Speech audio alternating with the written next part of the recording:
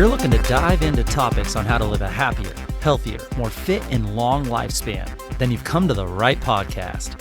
Living the Dream with me, Coach Damian Evans. Together, we will explore the topics on all things health, fitness, and wellness. Together, we will be lifelong learners on this journey to living the ultimate dream.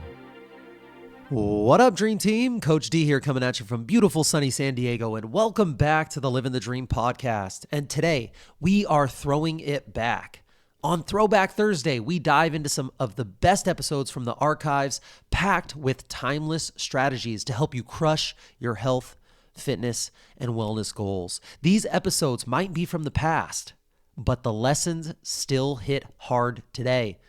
Whether it's a mindset shift, or a fitness tip, or a nutrition hack, this throwback is here to remind you just how far we've come and how much further we can go. So sit back, soak it all in, and get ready to rediscover some classic gems that will keep you moving closer to your dream life. This episode tackles a common misconception that can derail even the most dedicated fitness enthusiasts. Why soreness and sweating are not always indicators of a good workout. Why soreness and sweating are not always indicators of a good workout. If you've ever left the gym measuring your success by how drenched you were or how sore you felt the next day, then this episode is here to shift your mindset. We'll explore what really makes a workout effective, how to train with purpose, and how to align your efforts with your goals, whether it's fat loss, muscle building, or just improving your quality of life. Even though this is a throwback, the insights, the science, and the actionable takeaways are timeless. So sit back, soak it all in, and let's redefine what it means to crush a workout. All right, Dream Team, enjoy the episode. So if you were to ask a group of people, what makes a good workout good? Most people will come out of a workout and they're going to talk about how hard it was. They're going to talk about how sweaty they got, and then almost masochistically bragging about how sore they're going to be from it. But there are many types of reasons why people are working out. Some people have goals of body fat loss. They just want to lose the excess body fat that they've accumulated over time. This is what I see the most. Others are looking to put on lean muscle mass. They want to increase the lean muscle mass that they have on their body. Sometimes you'll hear people say, I want to tone my muscles. It's pretty much the same thing. Lifespan goals are another goal. They want to live a better quality of life for a longer period of time. And then there are a select few people that are looking for performance goals, right? I think of athletes when it comes to this, obtaining a peak performance in a very specific activity. So with all the different types of goals out there, why do people still insist on using soreness and sweating as the indicator of a good workout? Let's discuss exactly what's happening when you experience soreness, both during, immediately after, and then a couple days after working out. And then we can get into what's happening when your body sweats. So what is muscle soreness? Let's talk about during your exercise and then immediately after, that burn that you feel. Well, when you're doing an exercise, you're doing multiple reps of the same movement. As you contract that muscle multiple times, this creates the muscle fascicle size to swell. The tension created by the muscle causes the blood vessels delivering oxygen and blood to that muscle to collapse. So this can result in oxygen not being able to be delivered to the muscle, which increases the acidity buildup. This is also called acidosis. This means that the muscle has to rely on anaerobic activity or without oxygen because that blood cannot bring oxygen to the muscle. So now it's relying on anaerobic activity, which that can't be maintained for a prolonged period of time. Pain receptors in the muscle can detect this acidic buildup, which then tell the motor neurons of that muscle to deactivate, which is what muscle failure is. And you've probably experienced this when you're doing exercise for multiple reps. And let's say you're doing it for time and you're follow along with the coach or the group and you're hitting these last few seconds and that exercise is super hard to complete, even though you have a light weight. Well, that's because the muscle has been told to deactivate because the blood vessels in that muscle have collapsed from that muscle swelling with all those constant reps. The muscles are gaining intracellular fluid, causing them to swell. So that's pinching off those blood vessels. Now, the pain receptors tell the muscle to stop, And then as soon as you stop that exercise, blood flow can return to that area, clearing up the acidic buildup, and then the burning sensation subsides and you can go for another set. Another example I like to think of is if you were holding an isometric wall sit, just sitting against the wall with your knees at 90 degrees, or if you were downhill skiing and you were in that kind of iso squat for a long period of time. Well, you're contracting a muscle for that long period of time and slowly causing that contracted muscle of the thigh or the quad to squeeze and pinch some of the blood vessels closed. You're going to feel that burning sensation building and building. But once you stop, you stand up and you shake the legs out, that feeling subsides and oxygen has returned to the muscle, cleared out the acidic buildup, and then you can go for another set. So that's what's happening right when you're exercising and then immediately after. But we've all felt that feeling the next day or 2 days later where you have a hard time sitting down on the couch, you have a hard time climbing stairs, you are so sore that it affects your movement. What is that? Well, it's called delayed onset muscle soreness, or DOMS, DOMS. And this mostly occurs from tiny rips or micro tears in the muscle, also known as microtrauma. Microtrauma happens during the eccentric phase of the movement mostly, which is the lowering phase. So if you were to take a bicep curl, when you take your hand up to your shoulder and squeeze, that's the concentric. When you squeeze, that's the isometric. And then a nice lowering phase back to the starting position, that's what we refer to as eccentric. And that's where the most damage is done. Now, eccentric movements put extra tension on the proteins of the muscle, and they create tiny tears that trigger inflammation in the muscle, telling the body that it's in need of repair. The body activates these nociceptor neurons. These are neurons that are responsible for sensing pain. So nociceptors, those neurons are released, and they're telling you that you do not want to use that muscle while it's being repaired. The more you use it, the longer the repair is going to happen. So that's why you're feeling that pain. Now, the body activates the neurons, tells you not to use them, and then as time passes, the muscles heal and the pain goes away. However, there's still not enough research on if the muscle soreness that you feel is equaling the muscle growth or strength. They don't know if it's using the same mechanism. So researchers have found that making yourself super sore doesn't necessarily mean that the muscle is growing or getting stronger. Now, the reason you stop getting sore after multiple sessions of the same activity is from what they call the repeated bout effect. And that's because the muscle soreness comes from your activity that you're not used to. After a while, these muscles adapt and the soreness lessens. So that's the repeated bout effect. Now, DOMS is most common experiencing those abnormal activities or things that you haven't done for a long period of time. And it was once believed that DOMS was caused by lactic acid buildup. This has been recently debunked, and there's no evidence that has been found that blood lactate levels have anything to do with DOMS. Research actually shows that the lactate levels return to normal and back to pre-activity levels long before the soreness sets in, and we're talking within minutes, not days. So as mentioned earlier, DOMS occurs from the eccentric muscle contractions, and during these lowering eccentric contractions, fewer muscle fibers are recruited for the same amount of power as the other two movements. That means that this puts a greater force load on the muscle, which creates more microtrauma on each fiber. This eventually leads to inflammation, weakness, tenderness, and pain, and then the healing process begins. And scientists can measure this. They can measure muscular damage through the muscular proteins that are in the blood, like creatine kinase, myoglobin, stuff like that. And they could even do muscle biopsies to see what kind of muscular damage has been done for a certain activity. So they see that this muscular proteins that are in the blood, that remains elevated in the blood immediately after the workout, but also for up to 72 hours after you've done that workout. Now, when they biopsy the muscle, they can see that the damaged tissue, that it never returns to normal.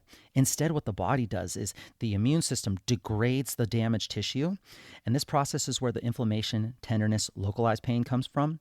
And over time, newly formed tissues will be made to replace the damaged tissue, and this tissue is actually more resistant to further stress from that same activity.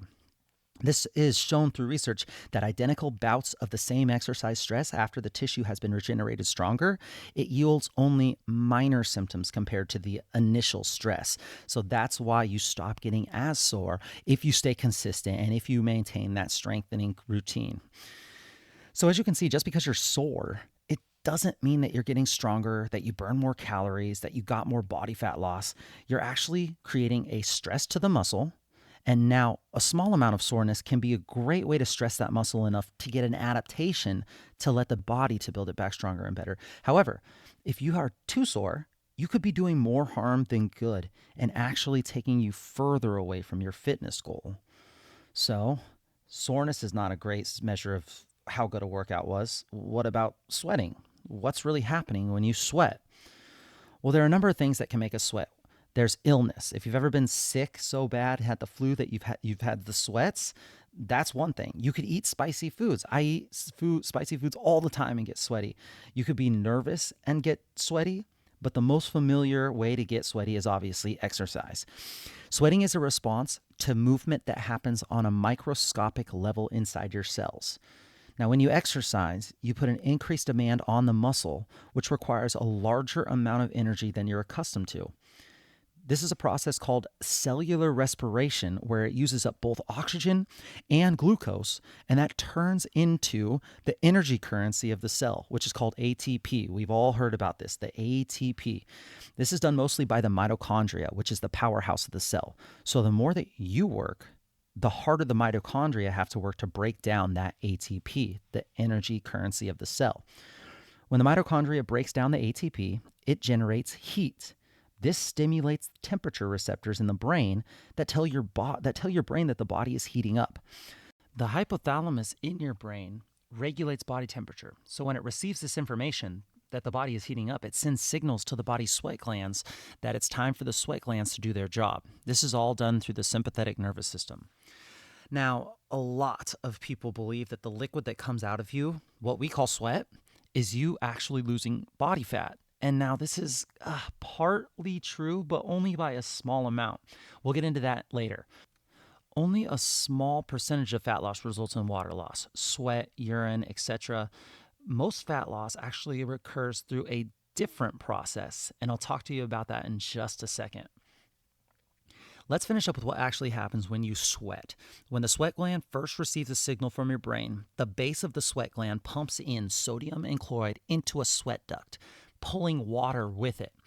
When this gets pushed up through the duct through water pressure, it gets pushed out onto your skin. Now, the body tries to reabsorb some of that sodium and chloride. That way it can be used later on when needed. But sometimes the body can't reabsorb all the electrolytes, and that's when experts believe that you experience the cramping sensations that some of us have gone through. Once the water is in the sweat absorbs the body's heat, then it can evaporate off the surface of your skin, and that in turn lowers your body temperature. When your body temperature is low enough, your brain tells the glands that you've done your job, awesome, go ahead and stop generating that sweat.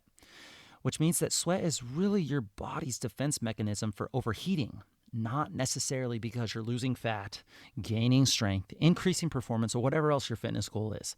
So, is the amount of sweat a good gauge on how effective the workout really was? Research says not really. Now, I want to discuss one of the main fitness goals people have, and that's fat loss. Most people that I work with, that's what they're looking for. They want to lose that body fat. We can discuss the other goals like muscle mass gain, performance enhancement, lifespan, and all that other stuff in upcoming podcasts. But right now, we're in an epidemic, an obesity epidemic. And the majority of people I coach are looking for fat loss. And if you ask the average person, where does body fat go when you lose it? What do you think they'd say? Most would answer either sweat or heat or it goes right into the toilet or some variation of that.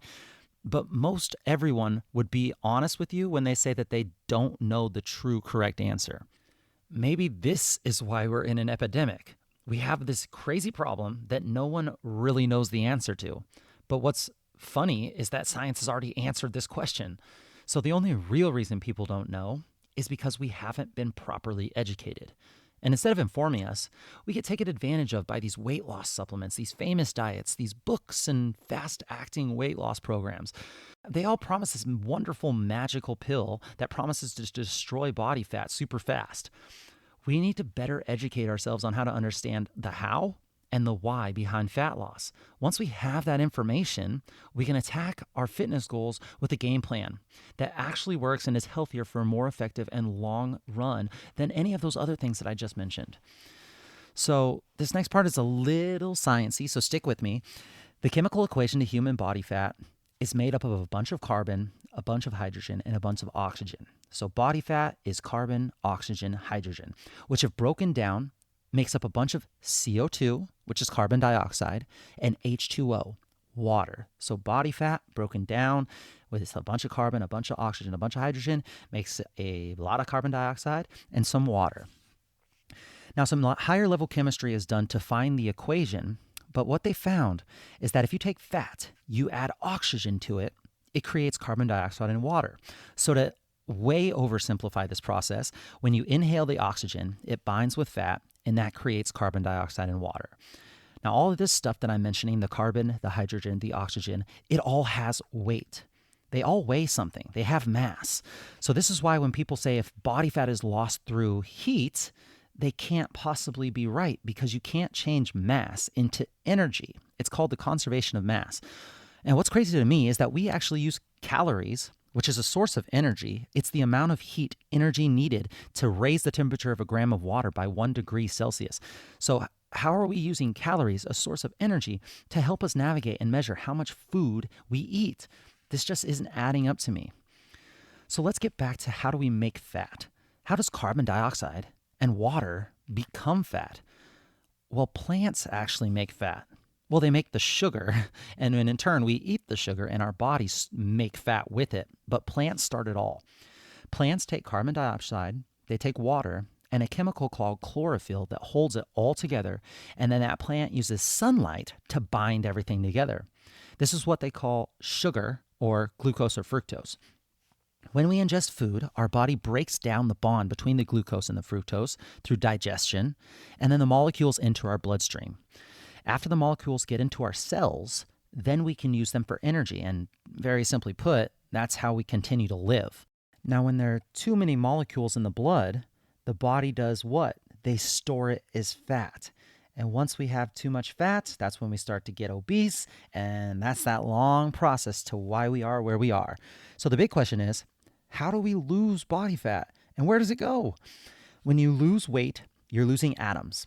Biologists at the University of New South Wales did a breakdown of where exactly these atoms go when you lose fat. You're actually losing it through, drumroll please, yes, you probably guessed it, the breath that you exhale, the carbon dioxide, and water. A really cool video explaining this on YouTube is The Mathematics of Weight Loss by Ruben Meerman. So if you go on YouTube, search The Mathematics of Weight Loss by Ruben Meerman, a really cool 15 to 20 minute video pops up. I highly recommend watching that. The experts figured out that if you're losing 10 kilograms of weight, you're losing 8.5 of that of CO2, around 85% exhaled right there out your breath. And then only 1.5 kilograms of water, around 10 to 15%. Urine, sweat, tears maybe. It depends on how hard you're working out or how mean your coach is. But that's crazy to me. How are we losing all this body fat through the carbon dioxide that we exhale?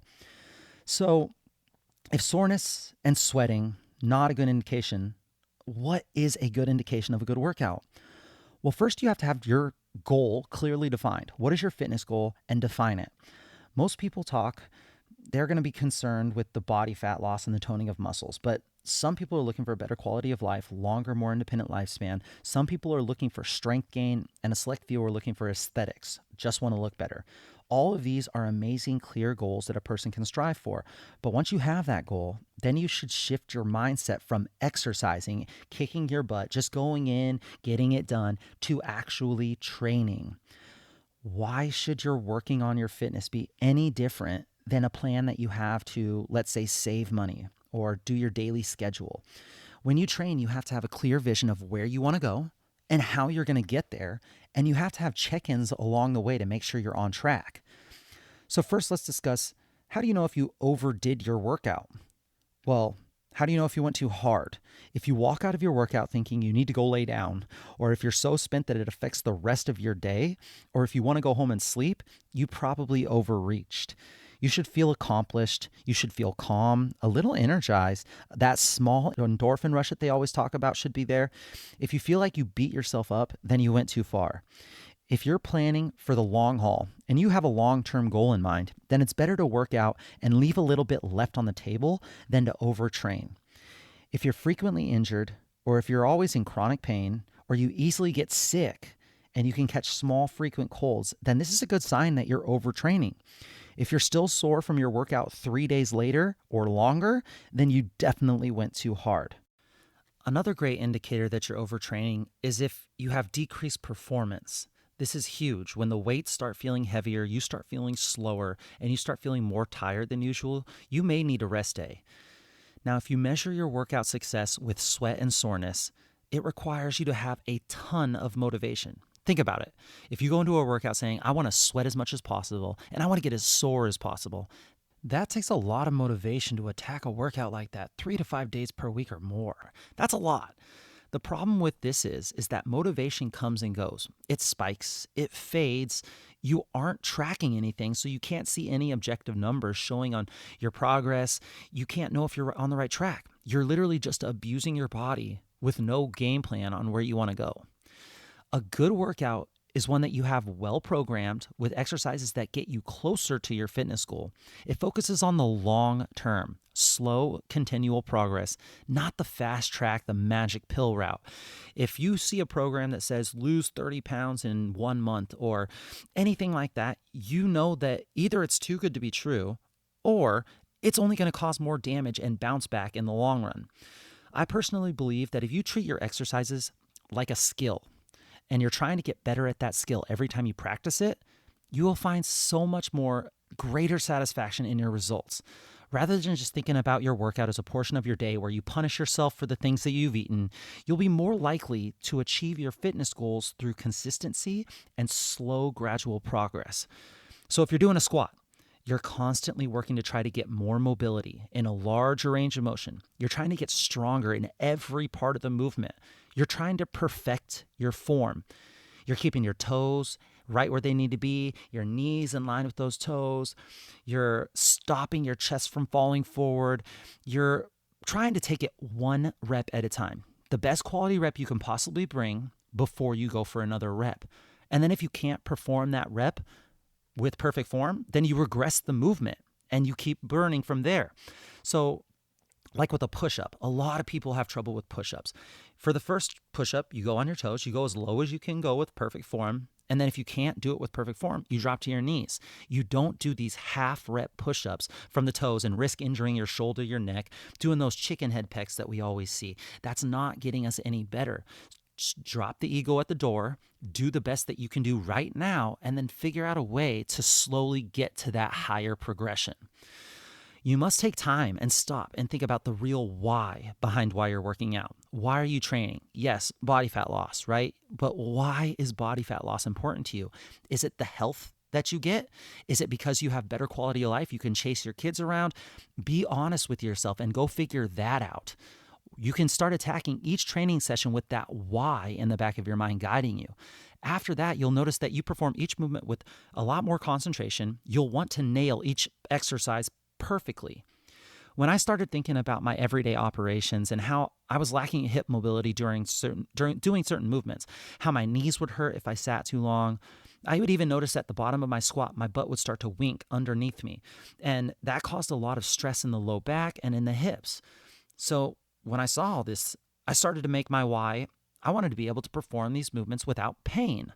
Like, I'm only 30 years old. I want to be able to do these movements. I should be able to do these movements. And so when I use that as my why, trying to get a better quality of life with less pain, I started to sit in deep squats throughout the day. I challenged myself to get off the floor without using my hands. That constant why reminding me throughout the day that I don't want to be 90 years old and I can't get out of a chair. If I every day get off the floor, get on the floor without my hands, if I do that over the next 60 years, where will I be? And that's what training should look like to you.